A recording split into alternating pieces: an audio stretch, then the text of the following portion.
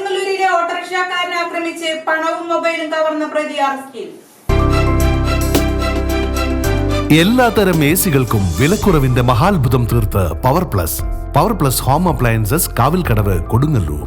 നാട്ടിക കാമ്പ്രത്ത് വീട്ടിൽ 32 വയസ്സുള്ള അഖിലിനെയാണ് നാട്ടിക AKG സമീപത്തു നിന്നും വലപ്പാട് പോലീസ് അറസ്റ്റ് ചെയ്തത്. മാർച്ച് 14-ാം തീയതി നാട്ടിക പള്ളിയുടെ സമീപത്ത് വെച്ച് രാത്രി 11 മണിക്ക് സവാരി വന്നതിന്റെ വാടക ഓട്ടോ ഡ്രൈവറായ എറിയാട് സ്വദേശി കരിപ്പാക്കുളം അംജിദ് ചോദിച്ചതിന്റെ വിരോധത്താൽ അംജിദിനെ മുഖത്തിടിക്കുകയും കരിങ്കല്ലുകൊണ്ട് തലയുടെ ഇടതുവശത്ത് ഇടിക്കുകയും ചെയ്ത ശേഷം പോക്കറ്റിൽ നിന്നും 15,000 രൂപ വില വരുന്ന മൊബൈൽ ഫോണും 200 രൂപയും തട്ടിപ്പറിച്ചെടുത്ത് കൊണ്ടുപോകുകയും ചെയ്തു.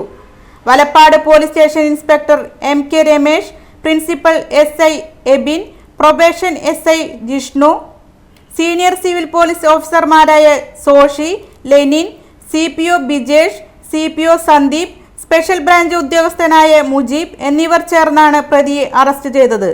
അഖിൽ 2020-ൽ വലപ്പാട് പോലീസ് സ്റ്റേഷനിൽ ഒരു റോബറി കേസും മലപ്പുറം തിരൂർ പോലീസ് സ്റ്റേഷനിൽ ഒരു മോഷണ കേസും കയ്പമംഗലം പോലീസ് സ്റ്റേഷനിൽ 2 റോബറി കേസുകളും 2016-ൽ വലപ്പാട് പോലീസ് സ്റ്റേഷനിൽ ഒരു വധശ്രമ കേസുമടക്കം 8ഓളം ക്രിമിനൽ കേസുകളിലെ പ്രതിയാണ്.